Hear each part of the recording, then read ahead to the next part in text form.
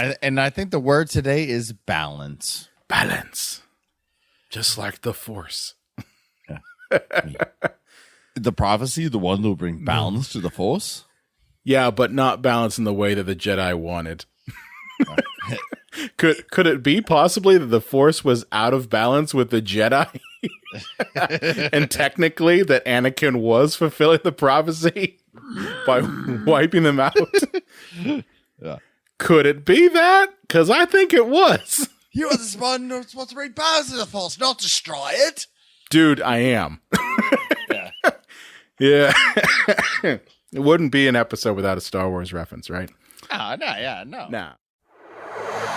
Oh, goody, goody, here it comes. Welcome to the Cinema Psycho Show. You are interested in the unknown, the mysterious, the unexplainable. That is why you are here. Oh my God, don't stop now! With your hosts, Ryan, John, and Elaine. Welcome to the Cinema Psycho Show, the madhouse for film freaks and film fans of all types. I'm your host, Brian Connington, joined by my fellow co-host and filmmaker, John Woolscroft. Good morning. Good morning, afternoon, good evening, and good night. Some Truman Show. I walked into that one. See, I thought you were going to say, like, John, we're recording this at night, and I was going to be like, you don't know when people are going to listen to this. Well, man, this is supposed to be evergreen content. So, like, literally, someone, 2 years from now could listen to this, and in the post-apocalyptic landscape that we live in at that point, they might be like, oh, well, I'd like to hear that it was good morning when this was recorded. Yeah. So, there's something to look out for. Post-apocalyptic road warrior in the future. It's just something like so completely randomly. Hello, Dave Martin from Louisiana. Hey, they're talking about me. Yeah, and it's just like there's a chance that guy's like, oh my God, I shouldn't have smoked so much weed before listening to this. Yeah. So we're in episode 242 of this show, and this week we have a little bit of a detour from our usual stock of episodes. And I don't mean that we have a detour from political things, because apparently we had another review. I didn't tell you about this, John. I'm throwing it to you hot. We had another review come in on the good old Apple Podcasts, in which somebody did not particularly take kindly to our political views. Oh, well, from the bottom of my heart, go fuck yourself. But what did they say?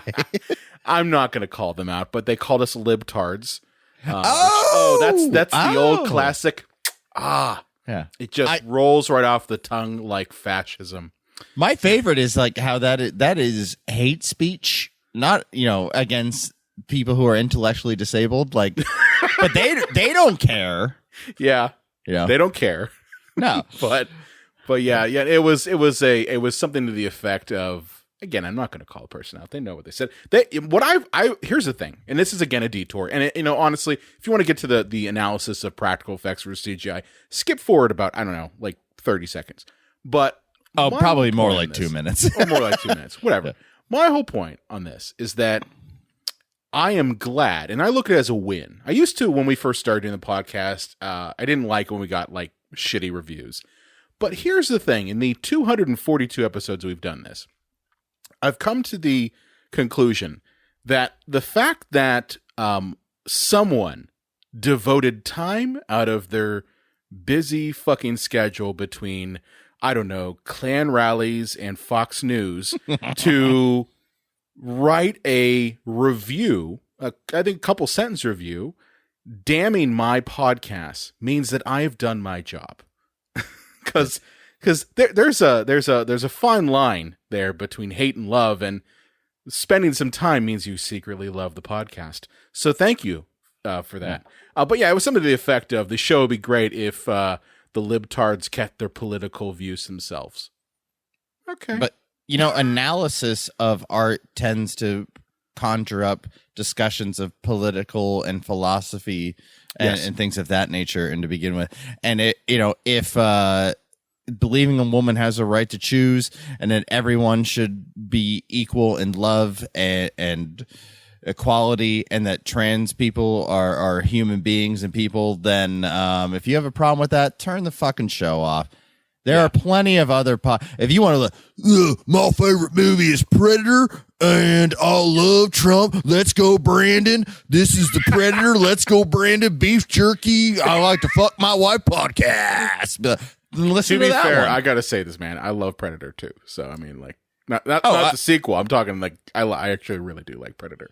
Oh yeah, I do too. But I'm just saying that, like, if there's a conservative movie podcast, it's probably a lot of Arnold movies. Which I love me some Arnold movies. Well, but I'm just saying, here's the thing, man. I mean, I forget who it was we had on the podcast, and this was years ago. But they were talking about it was a director, and they were talking about how they catch a lot of flack for posting their opinions about politics on their Twitter feed. And they've had people say something to the effect of same thing of like, keep your opinions to yourself or just go ahead and dance monkey, kind of something like that. You're here to entertain me about movies and not discuss, your views on the world.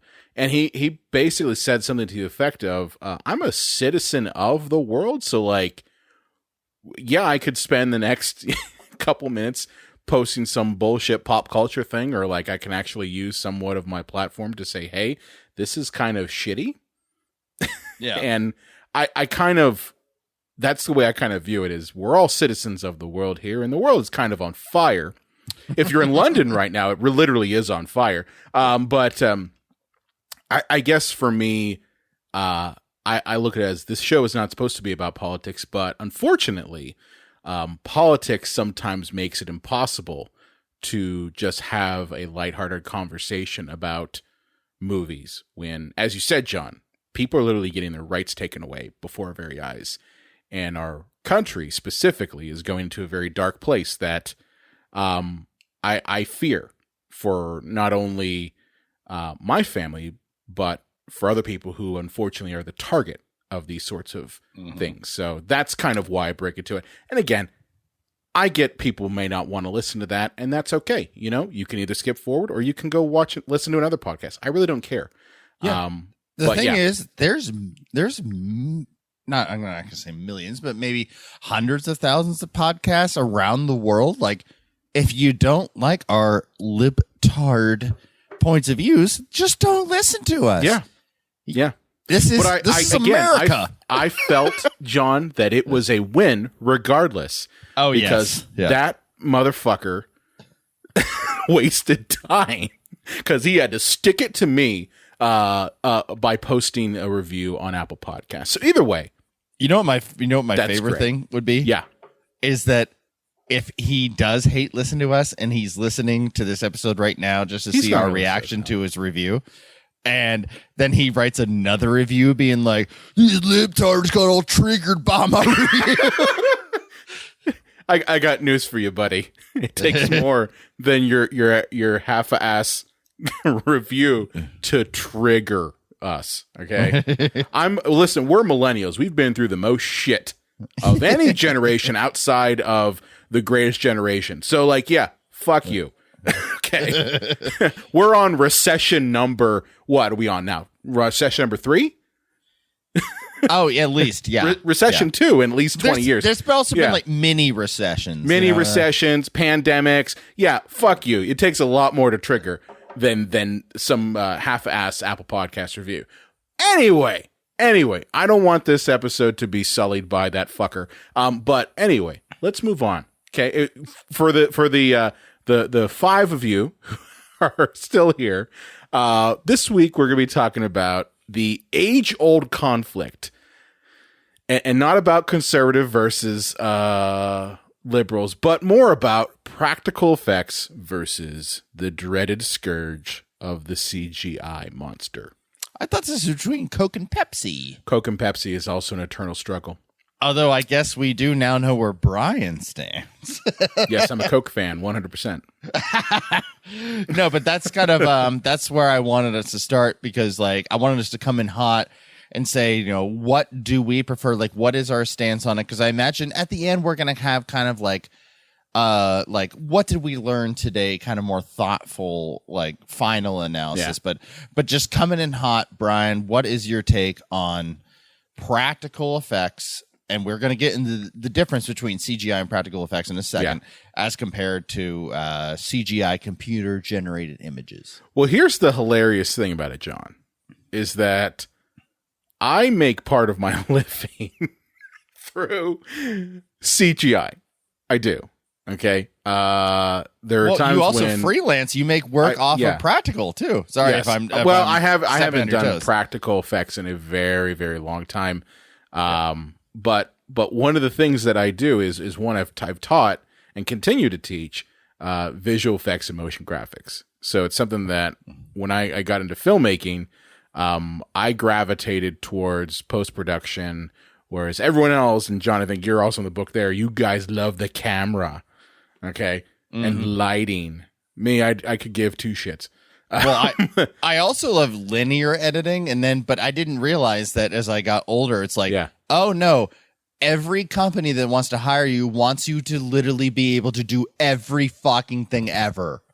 Yes, John, because we graduated into a recession of all magnitude, and that is what they required. Now, again, not trying to make this political, so for me personally, I gravitate in my work towards the computer-generated images, and I myself have done a lot of that in my work. I haven't done to the level of, say, like, people out in LA, but, I work with After Effects, and I've dabbled a little bit in 3D and things like that. And I've done my fair share of compositing on that front. So, and that's something that I'm confident enough that I can teach it to university students. So like, that's something I've done, but my love, 100%, what tickles my cockles of my heart, and I just love, you never get a chance to say that, is 100% practical effects. Like, I love the not just the tactile nature that you get from actually building something, but the fact that the actor has something to work with, right? Like, they have something that they can perform against. Yeah, and for my end of it, I'm going to say practical versus digital. My answer is yes. Your answer is yes. I think it all comes down to, and I'll reiterate this at the end, like, what you need for the moment. And I'm astonished by watching Jurassic Park. It's one of my favorite films of all time, not the Jurassic World movies. If you want to hear our therapy session, listen to our last episode. But yeah, Jurassic Park, 1993. That movie is what now? 29 years old? You sum it to that effect. That's math. I don't do math, especially at 11, 19 at night. But Brian, I said good morning. No, but they don't know. But yeah, and that movie holds up brilliantly. Yeah. And so does Terminator 2, which came out 2 years earlier. And the reason for that is it's a combination, speaking specifically about Jurassic Park, of CGI, puppetry, robotics, camera tricks, and every, everything and anywhere in between that you can think of to make the film work. Because I think CGI is important when you need it, but there also should be some level of realism. I mean, I remember the scene in Jurassic Park, and I apologize if you're listening to the show and you haven't seen this movie and you're like, why is this guy going into the details about Jurassic Park? But the scene where Tim is running out of the kitchen and the velociraptor is chasing after him, and you just see the legs chasing after Tim. Those are clearly just two puppet legs, and they got two puppeteers stomping around, but they're in the same space as the actor, this little kid. Yeah. And, they didn't just do CGI there. I think that, I know I don't want to sound too Buddhist about it, but just like, if you can find the perfect meld between CGI and practical effects, that is going to be the most successful film, and one that is going to stand the test of time. Because if you watch Matrix 2 now, if you can get past how dumb the movie is in general, oh my God, the effects are so laughable. Well, I got a theory about that. I got a theory about basically movies that came after Jurassic Park. So and I've taught this actually in my classes. So because I taught one advanced visual effects course, and I know that the one semester I decided I wanted to really deep dive into like how we got to this point, because it's important as a creator to really have an understanding of where these tools come from. You know, like in college, I had to take a black and white photography course. Now, I wasn't ever going to be a black and white photographer. I was never going to really go into photography, but it's something to the effect where if you're manipulating images with, say, Photoshop, and you just happen to want to use the dodge tool, that you might want to know what the fuck dodging is. Mm-hmm. And you really only get that from manipulating the image physically. So, you know, I went through and basically did a whole lecture on the history of CGI, going all the way back to, what was it? Future World, the movie that came right after Westworld in the 70s. Mm-hmm. So that's one of the first instances of using CGI to create something human. They used it to create a hand. And then you flash forward to Star Trek, I believe it was Wrath of Khan, in which now we're adding shading to these things, where before it was just wireframes. And then you also get Tron, where now we're building, and that was actually came beforehand, where Tron came in, I think, in 82. Actually, it might have been the same year. Yeah, I think 82 was mm-hmm. Wrath of Khan. But yeah, you have in the early to mid 80s the buildup of CGI.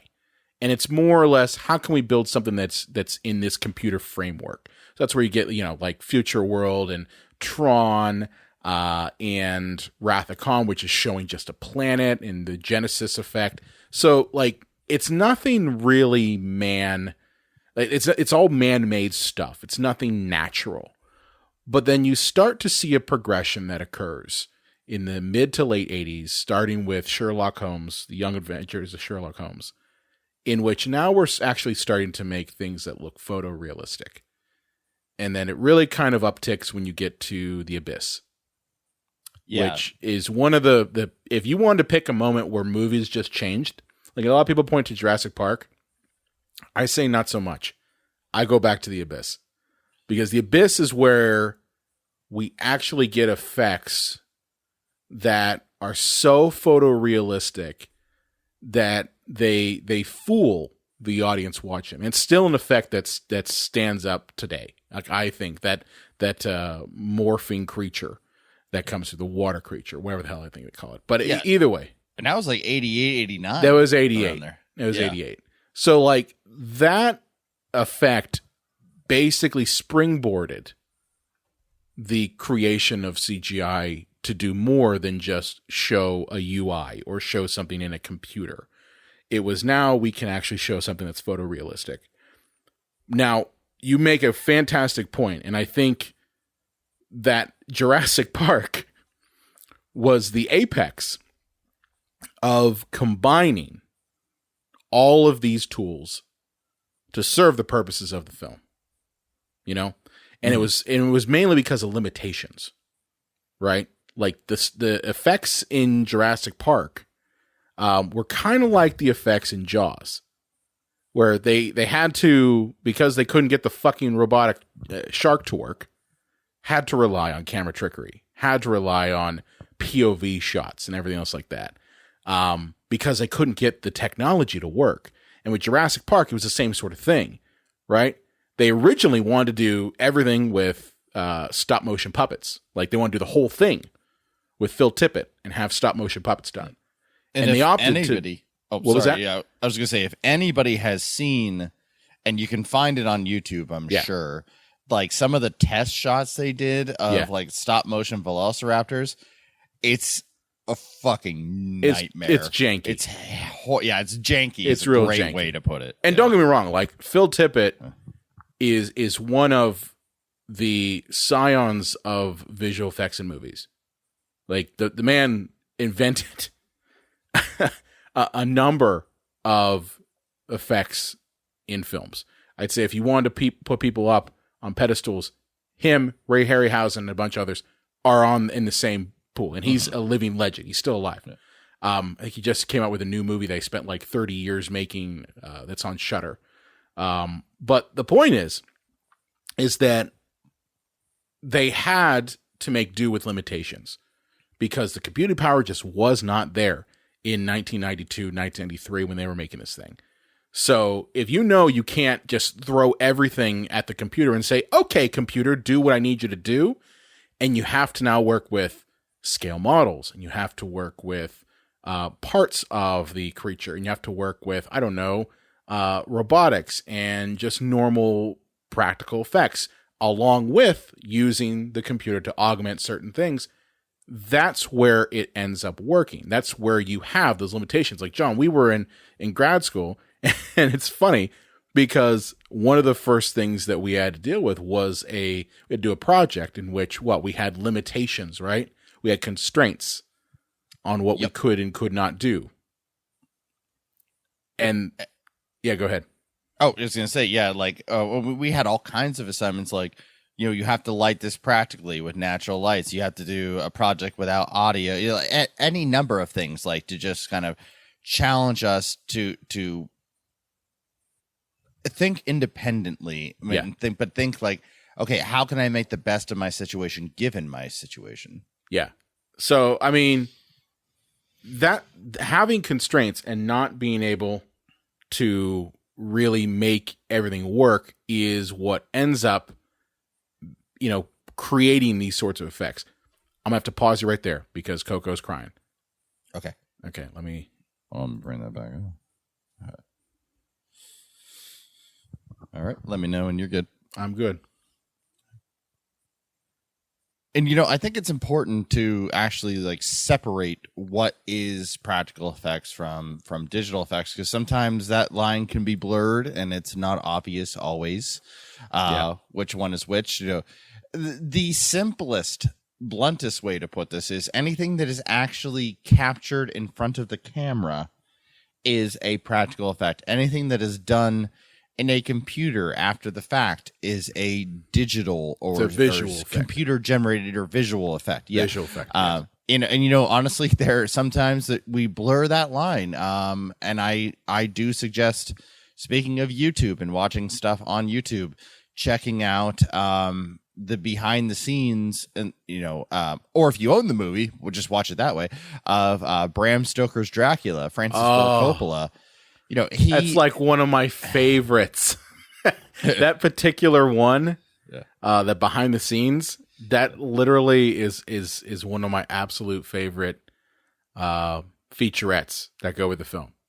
And that, to me, that kind of like blurs the line between like, okay, what is digital and what is practical and what is what in this movie? Because Francis Ford Coppola had garnered enough clout at that point where he could be like, hey guys, I want to make this effect in this movie as difficult as humanly possible for the sake of the shot. And they went, well, you're Francis Ford Coppola, you're Mr. Godfather. Yeah, go ahead. If it had been like a new director, not necessarily. What he wanted to do, what he ran into the problem was that he wanted to do things that had been done at the turn of the century or in the old days of Hollywood. He had an aesthetic that he wanted to hit. And the problem is that this movie was made in 1981 and this was after Terminator 2. So that's where everyone's brain was at. And it was at a time when filmmakers and effects houses were really popping up, specifically geared toward what had been created with The Abyss and Terminator 2. So that's what he ran into, was that literally everyone was like, well, you have to use a green screen. You have to do this. You have to do that. You have to use a computer. You have to do all this shit. And he didn't want that. He just wanted physical, tactile trickery. And what he says is ultimately creativity and inventiveness that was done with the camera. So that's what he did. And that's why he hired his son. Oh, I didn't know you brought on one of the 10,000 Coppolas in Hollywood onto that. It's Roman. It's Roman Coppola. It wasn't the the Schwartzman or anything like that. Or Sophia was in it, but or Nicky Coppola. Oh, well, he was already a vampire at one point. Yeah. I'm a vampire. Kill me. I'm a vampire. Kill me now. But such a good movie. But that's a big discussion point, Brian, that we need to talk about is that like Hollywood movies are at the end of the day a business. Yeah. Both you and I just finished a show called The Offer, and love that show. Yeah, and it's just they're not promoting us, or they're not like sponsoring us, I should say. So they're like, if they want to, we'll say whatever the fuck they want. Hell yeah, Paramount Plus, bring it. Yeah, bring all the money. But anyways, and that show, you do get the point of view of people at the head of the company, who owned Paramount at the time? It was Gulf and Western. Yeah, Gulf and Western. And they didn't give a fuck about the creative aspects of The Godfather. They just wanted to be as cheap as possible and make as much money as possible. Yeah. And every major studio has that parent company.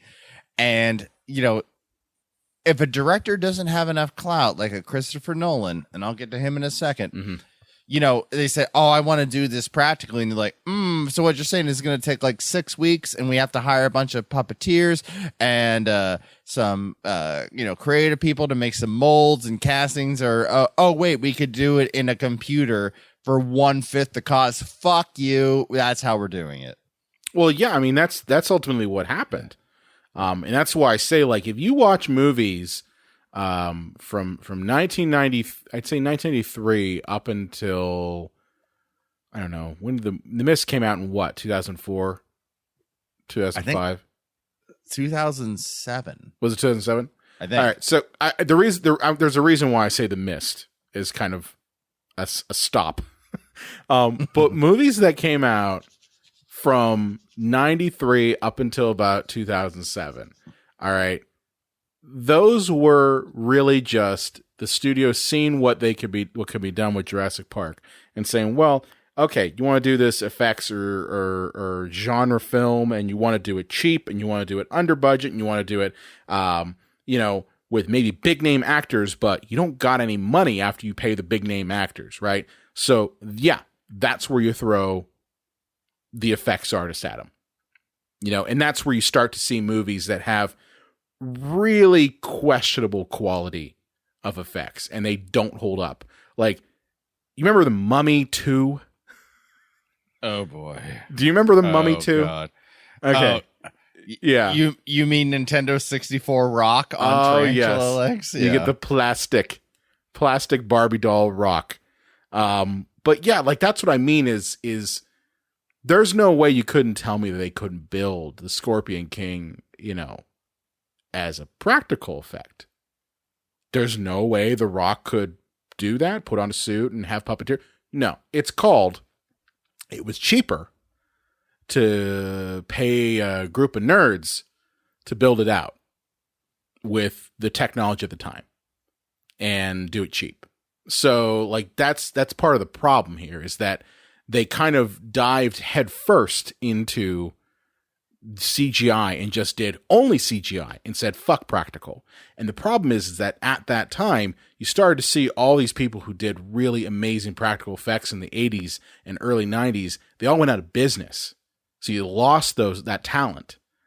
So that now what you end up with is, yeah, you do have more practical done nowadays, but the level of talent on that front is nowhere near what it once was in the early 90s, 80s, and prior. So that's what I kind of see as a problem now, is that there aren't nearly as many specialists in practical effects as there are now in CG. And it does make you wonder, like, some of the classic films, like, would they have worked as well if they had CG available to them? And would some modern movies that, like, failed on a CG level, would they have been better off if they had done things practically? I look at a movie like The Thing, John Carpenter's The Thing. Yeah.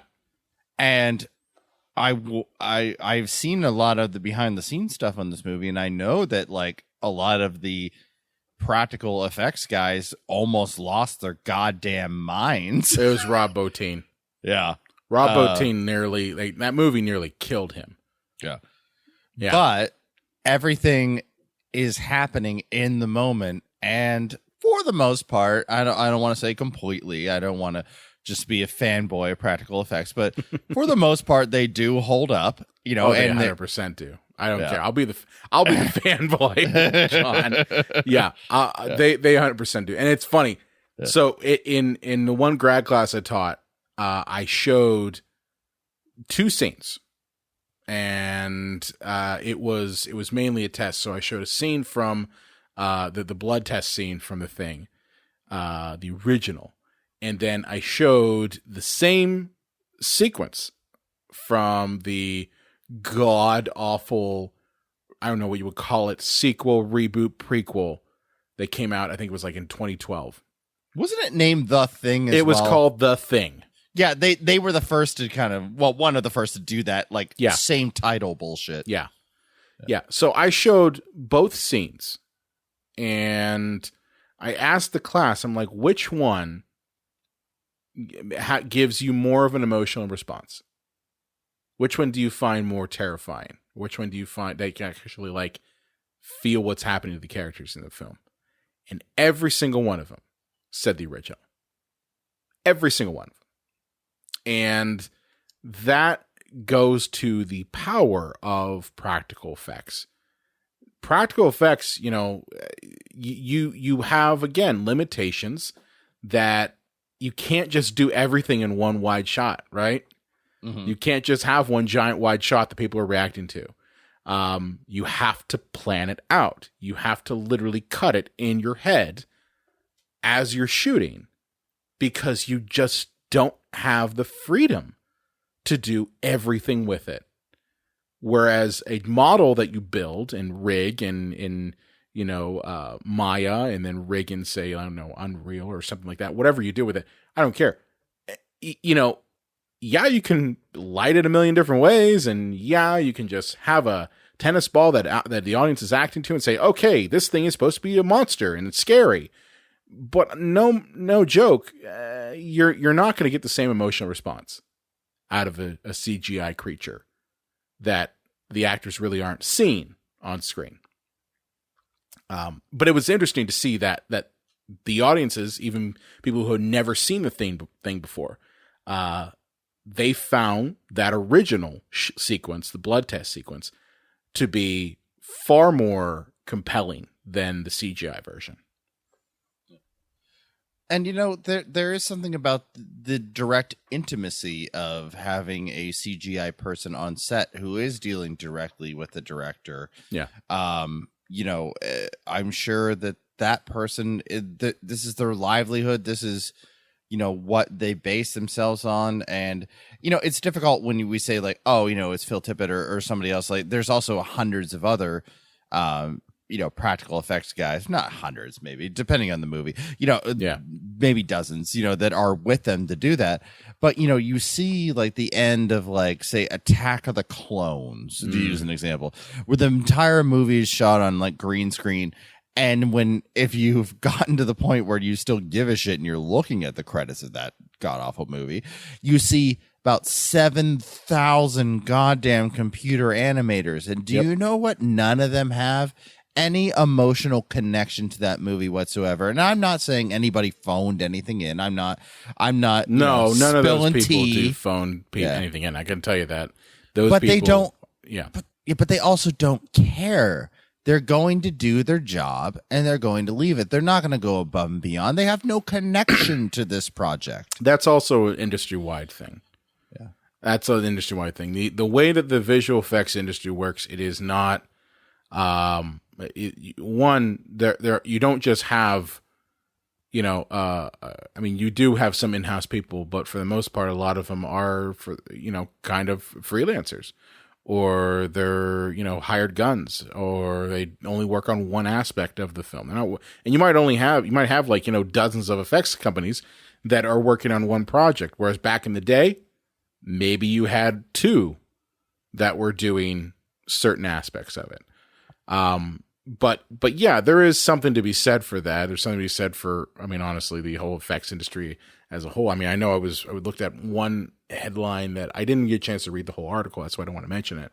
But where I guess a group of effects people were said, we're not doing Marvel films anymore because they're underpaid and ultimately forced to work ridiculous hours, with a lot of shit, all baggaged into that, which I get that, you know? So yeah, there is something to be said that, you know, are these people more engineers than artists? Is that what we're dealing with? But yeah, that's a tough thing. That's a tough thing to say. 'Cause like, I can tell you from an editing standpoint, there are times where I'm a brilliant artiste who's creating this elaborate story. And there are other times that I'm a complete technician. Yep. You know, and everyone has been there on both ends. That is the means of any job. Yeah. You know, in the entertainment business or elsewhere, you know, like, but yeah, so, you know, it's hard to say, for that kind of thing. And like, I never ever envied any of the animation majors, that I went to school with, because to me, I'm like, God bless them for fucking loving doing this. Because to me, animation is the most tedious thing. I don't care if it's computer, if it's stop motion, or it's it's original. a tedious thing. It is so fucking. You have to love it. Yeah, I mean, I don't do what some of our one friend, who we both know, who went to grad school with us, who was in the animation program. I don't know what Capel. He did. He was an animator. But yeah, like, I don't do anywhere near that stuff. What I do is more visual effects, motion graphics animation, some character animation, not a ton, because it's crazy. Like with those, you have to not only think about how am I moving this character, but you know, how are everything else around the character going to react to the movement of the character? And then on top of that, is the movement of the character communicating what I want in the story? You know, mm-hmm. And it's something that in my classes I've taught, I literally will ask, you know, my students will be like, okay, you know, how do you show that a square is moving in a sad manner? And you know, that's something most people don't think about. You might think about just, I got to create keyframes, I got to do this. But they're not thinking about, is the movement that you're creating reflective of the emotional state of the character in the film? Interesting. Yeah. Yeah. And so, Brian, I want to challenge us here. Yeah. And, you know what? I'm just going to challenge you, buddy. Go ahead. Challenge me, buddy. All right. I want you to give a case for both CGI and practical effects. For each one, or like combined? Like why use CGI instead of practical effects, and why use practical effects instead of CGI? Okay. Yeah. So I would say that CGI is really good if what you want to do could be potentially dangerous. So if in the scene you have a character who's running across a busy street, you know, that's not something that you can film practically. That is something that you absolutely should put the safety of the actor in mind and shoot digital things. Now doesn't necessarily need to be that you have to go and create things digitally. Now I'm a fan of the idea of shooting practical elements and then combining them in a digital means, doing digital compositing.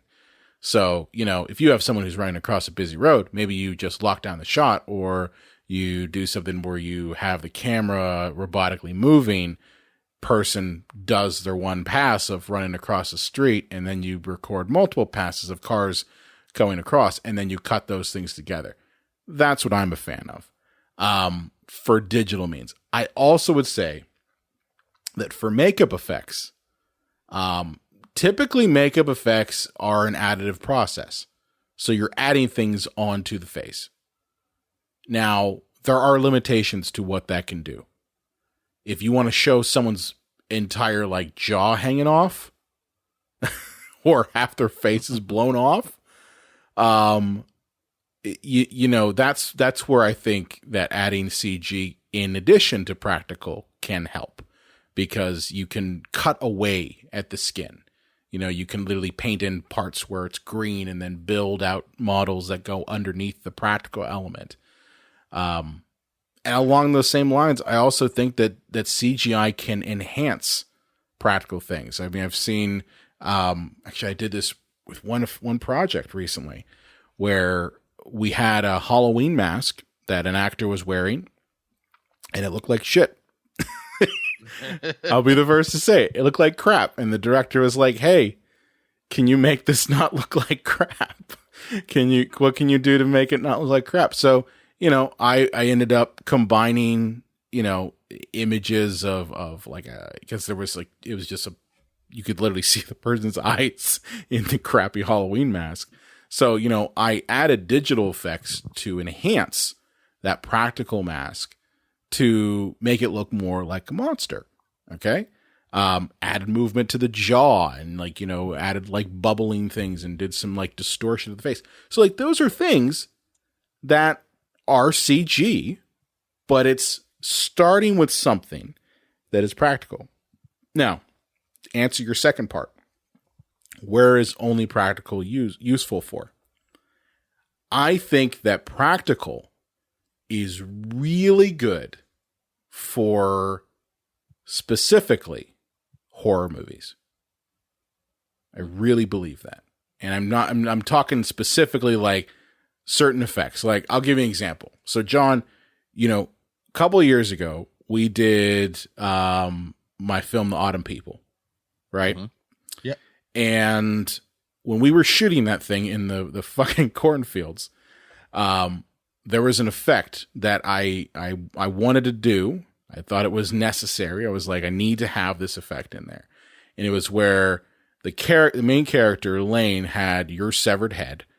And she you know, the head rolls out and opens it up and we see your face. Now, at the time, I knew that I wanted to do this mostly with CGI.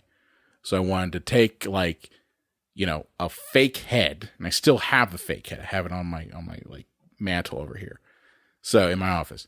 And I wanted to take the fake head and I wanted to digitally track it and take your face and put it on. Okay. Now here's the thing. What I just described is harder than it has to be. Okay. Here's what it could have been and what it should have been, in my opinion.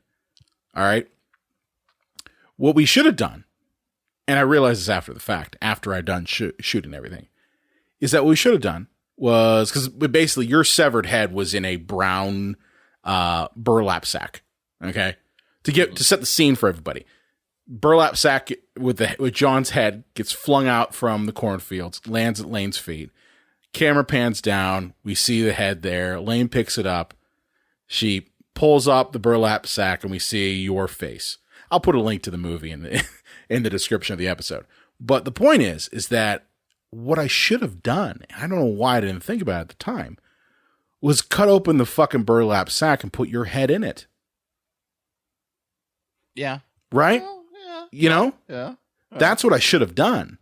I should have had Lane hold your head by your neck and had the burlap sack around it and then pull the head off. And that's what it should have been. And that it could have been something that took 5 seconds to do. Instead, what it ended up being was a good, 3 hours of trying to manipulate footage to make it work. And it not looking as good as I wanted it to be. And when we were on set, we had to shoot it. I bought it, and it's my head. What was that? I said I bought it. I know you bought it, but I'm hypercritical about this sort of stuff. Yeah. But my point is that in a movie like that, where I've already mapped out how things are going to flow in the sequence, I had the fake head, had it roll out. There wasn't really any need for me to add CGI in at that point. And I think the thing too is that with a lot of movies from the 80s, they had to make do with that limitation. And that's why you had a lot of shots that were very close up and things obscured. And that's where you had the POV and shaky cam and all those things, because their very nature of kind of adding that suspense and shock didn't need to have 1,000 effects thrown in there. So that's where I think that practical works really well, is when you are doing something that's mainly in the horror genre. I gotcha. You got me. Yeah. I feel you. You feel me? What about yourself? So it's hard to separate between the logic of the business that we're in as compared to the artistry of the business that we're in. And a lot of times, unless you're some big name director like Christopher Nolan, who I mentioned earlier. Why are you picking on him? Well, no, I'm the reason I'm picking on him. I don't know if I'm picking on him, is that he does everything he can on camera. Yeah. But he's also Christopher fucking Nolan. True. He's allowed to do that. If you're some new hot shot on the scene, you're not going to get that opportunity. They're not going to tell Christopher Nolan no, because all of his movies make like sick bank. Despite the fact that you can't hear what the hell is being said in them yet, yes. Superman before throwing him out of a plane. Anyways, actually, I think the rest of the episode just should be you and I doing Bane impressions.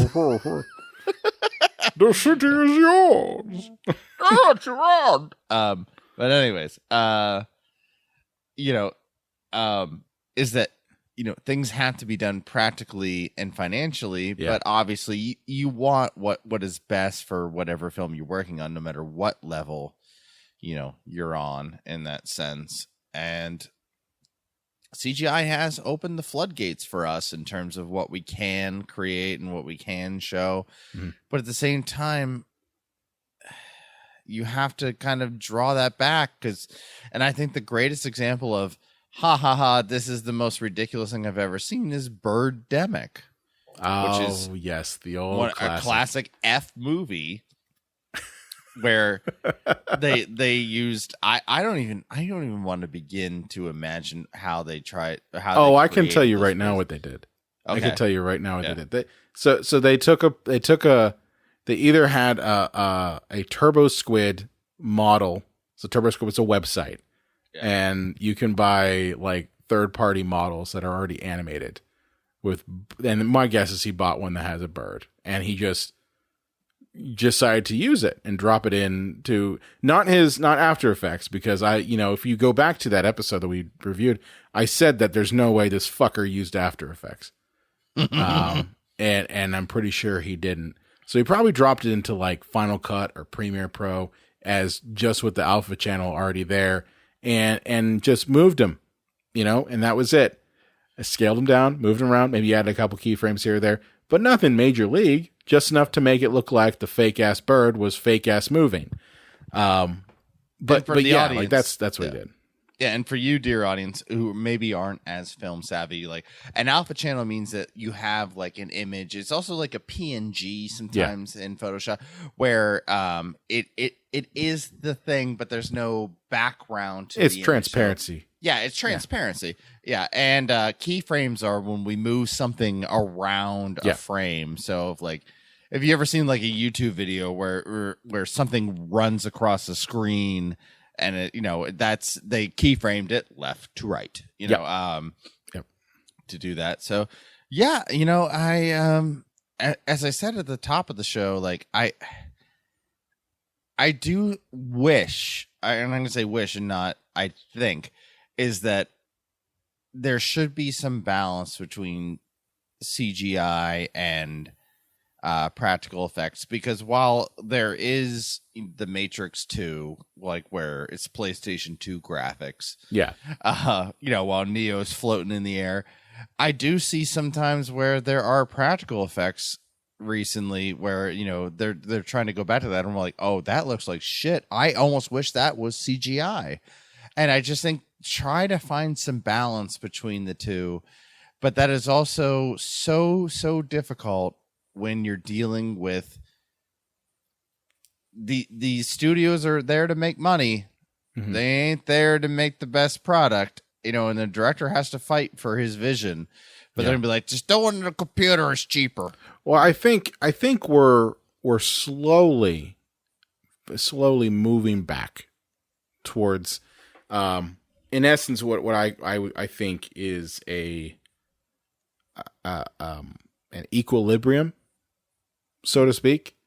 I mean, I mentioned that 2007 was like the end of the CGI scourge that kind of took over Hollywood. And that's because The Mist came out. And The Mist was one of the first movies to really be like, yeah, we have this tool called CGI and we can use it, but we also have a lot of practical things.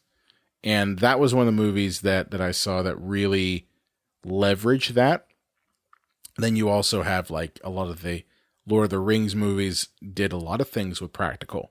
They also did a lot of things with CGI.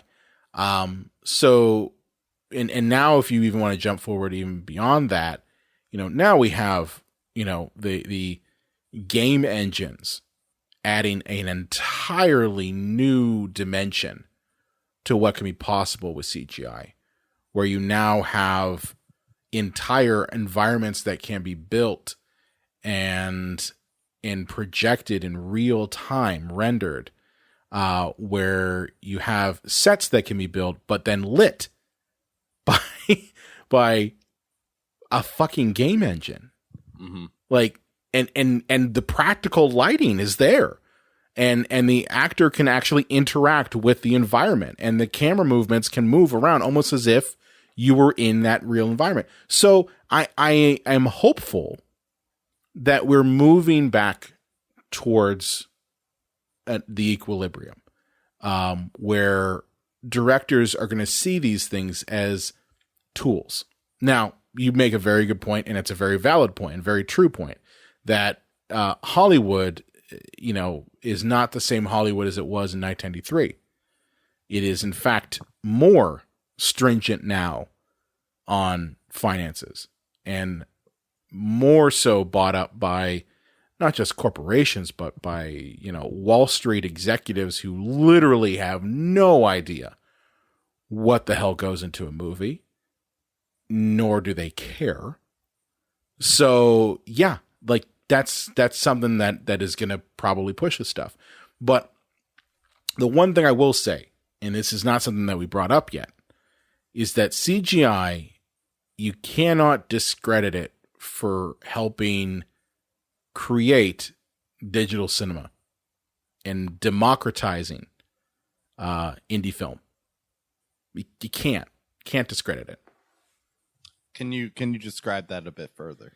So the tools that Steven Spielberg had in 1983, those tools, no joke, are pretty much available now on iMovie. Like they're in essence there. The tools are already there. And that is mainly because of the fact that you had 30, 40 years of development of these tools. And when things get developed and then things get implemented on a wide scale, they become cheaper and they become easier for people to access. So like literally, with the tools that I have, I can recreate the same effects that were created maybe 10, 15 years ago. And I've actually seen people on YouTube who have gone even beyond that and taken effects that were were done for current movies and improve them. So like I follow this group of this boutique studio called Corridor Digital. You ever heard of them? No.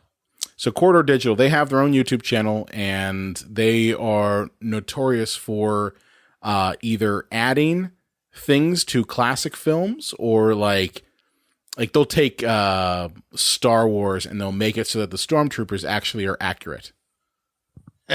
So like they take all the scenes and they show like the stormtroopers killing people, and you see, and they'll add all the digital blood and all that stuff. So like that's what they're doing. But like I know there was one video they did where they actually recreated and fixed issues with like Superman's lip in Justice League.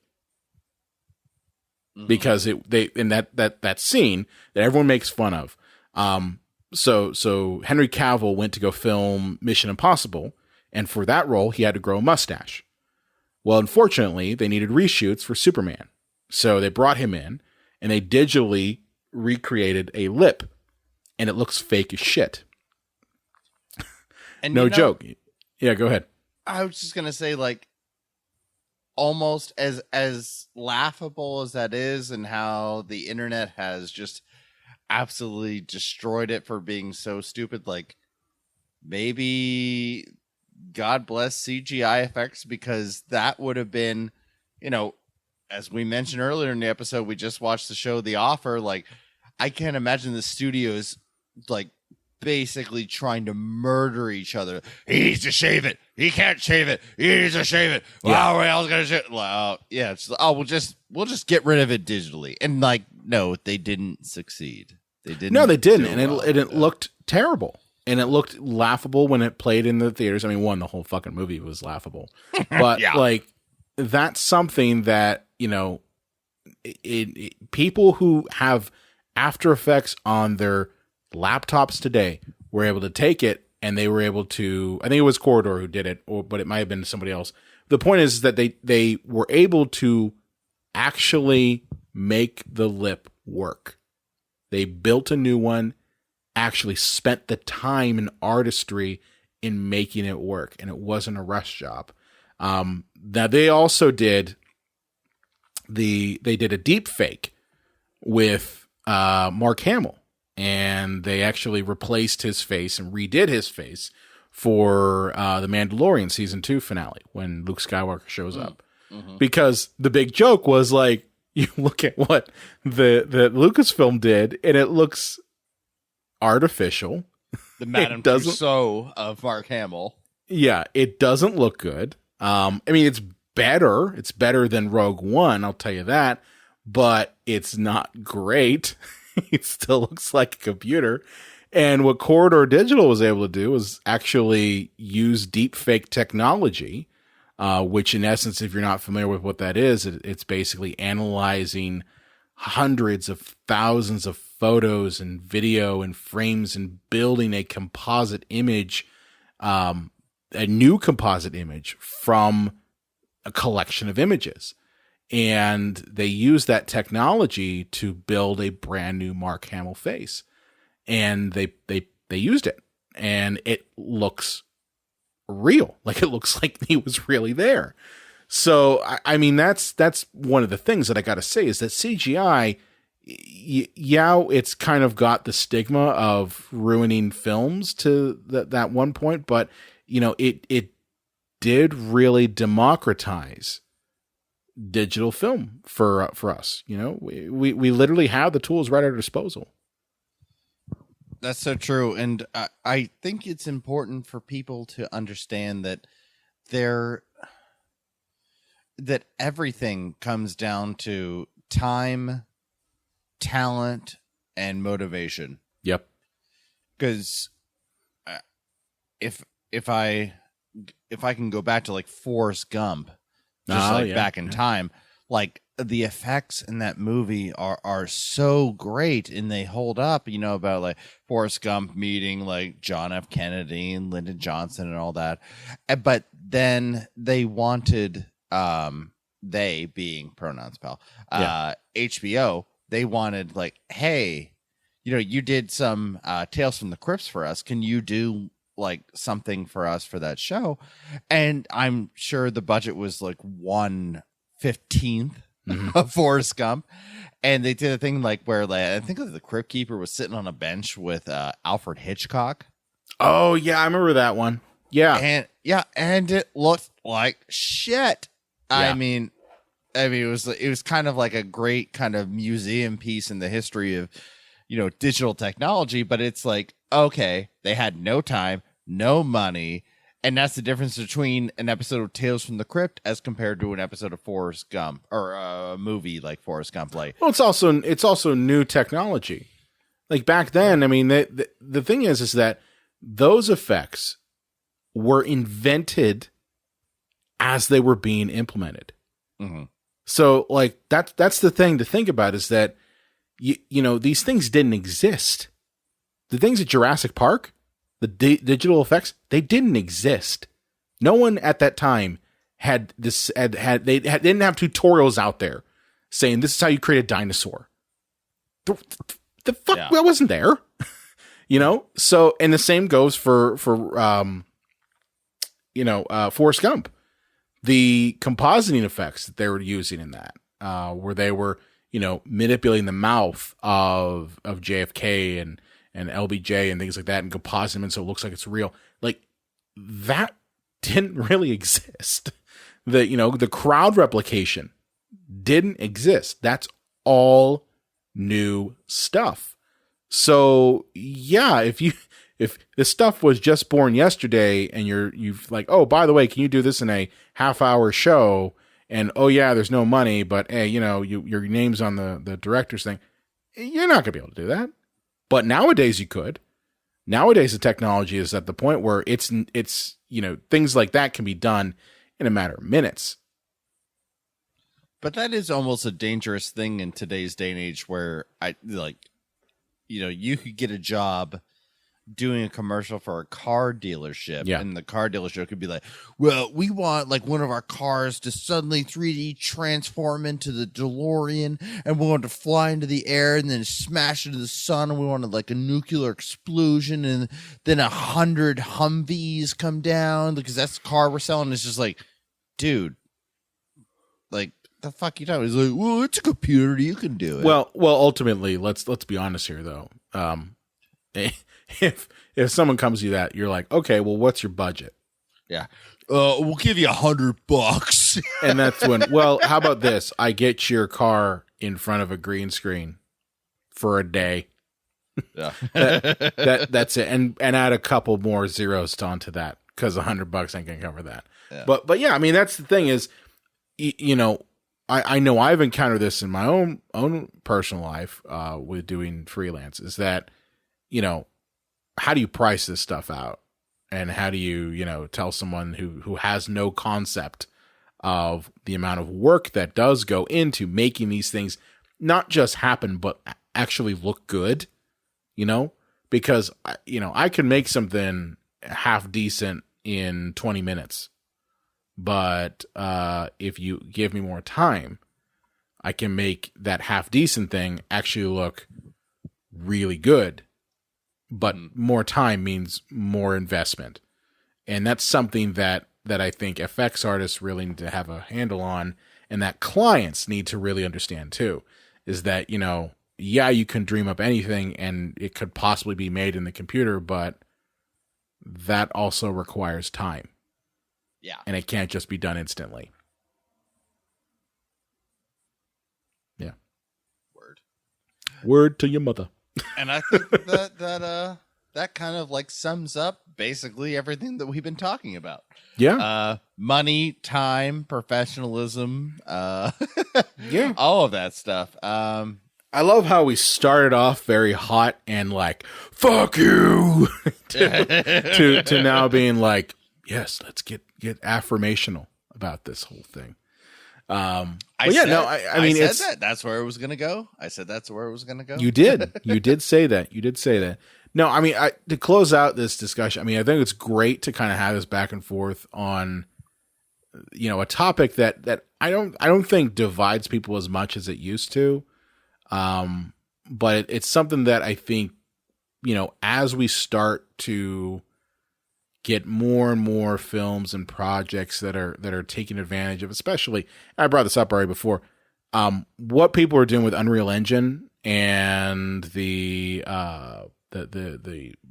LED panels and walls and entire systems being built in the virtual production. That's honestly just going to be nearly as ubiquitous as using After Effects and using green screens. And I predicted that in 5 years, and this was probably 2 years ago, you're going to see more and more people have access to this. And I really still believe that we're on track to, see virtual production, especially, become as commonplace as green screen in probably about, another 4 or 5 years. And I mean that in terms of like you and I could do it, and that's the thing, is that as we get more and more into that, we really do have to think about how are we able to incorporate practical with this advanced technology and really look at all these things as just tools to ultimately serve the story. Worst thing that you could do as a filmmaker is to say, well, I spent all this time on this effect shot, so I have to keep it in. It's the worst fucking thing. No, you don't. Yeah. Worst fucking thing. You know how many times I've cut things out of my stuff and I'm just like, it isn't working. It's you have to kill your darlings sometimes. And that doesn't just go for your favorite shots that you spent, 2 hours trying to light. That also goes for your CGI shit that you spent a bunch of time working on. If it doesn't work for the movie, if it interrupts the flow, if it distracts from the story, you got to cut that fucker. That's what it comes down to. Word. Yeah. Word. I think the word today is balance. Balance. Just like the Force. The prophecy, the one that will bring balance to the Force? Yeah, but not balance in the way that the Jedi wanted. Could it be possibly that the Force was out of balance with the Jedi? And technically that Anakin was fulfilling the prophecy by wiping them out? Yeah. Could it be that? Because I think it was. You are supposed to bring balance to the Force, not destroy it. Dude, I am. Yeah. It wouldn't be an episode without a Star Wars reference, right? Oh, no, yeah, no. No, that's right. All right. Well, good talk today, John. I'm glad that we got to do this. I was kind of a little bit like, well, what the fuck are we going to talk about? Talk about practical versus CGI. But no, this is good. This is really good. We got to do more of these just general topic episodes. Yeah. I do love the topic ones. Like, we should do more of these. Like, we talked at the beginning of the show. It's like, okay, here's the talking bulletins we want, and then the rest we're just going to call in the ring. Yep, definitely. Well, John, where can they find you at on the internets? Well, I mean, all of the basic social medias that you would think, but the key one being on YouTube, the Unreal J Wolves. There's a lot more. If you like me, then then you're gonna love it. Subscribe to that. If you're like, I'm only here for Brian Connaughton and this guy sucks, then don't check it out. But the Unreal J Dubs. Or no, sorry, that's my Twitter handle. That's your Twitter handle. Twitter handle. J Dubs Video Nasties. There you go. My YouTube channel. So you got new stuff coming out? Yes. I do apologize to our audience and any audience who actually cares. I have let so much of my life get in the way of this YouTube channel, and I am going to be recording tomorrow from the time I'm recording this episode tomorrow, some new stuff to drop on the channel and get that edited as quickly as possible and get that out there. It has been a lifetime since I've had some new material, and I feel bad about that, but I'm hopefully gonna be making up for that. It's okay. Soon. You know, here's the thing, man. I haven't been able to put out episodes of this show as regularly as I like because of the same life stuff, and that just happens. But no, that's, you know what, I've said this before, we don't get paid for this. This is out of a labor of love, and you know, sometimes life does happen. So I'm looking forward to seeing the stuff. Now, there's something cool coming down the pipe when it comes to us, right? I don't think we're allowed to talk about it yet, but I think it's something to keep in mind for our audience down the line that we may be talking about something cool. Oh no, we can talk about it. Yeah. Okay. I wasn't sure. Dearest audience, your this favorite is really cool. podcast is now absolutely 125% affiliated with the Erie Horror Fest. Holy shit. Yeah, which is the premier film festival in that part of Pennsylvania. And we are going to be there for multiple days. Like Brian, I think it's October. October 6th. Yeah, it's a Wednesday to a Sunday, early October. Yep. For all you calendar lovers, you can tell me, yeah.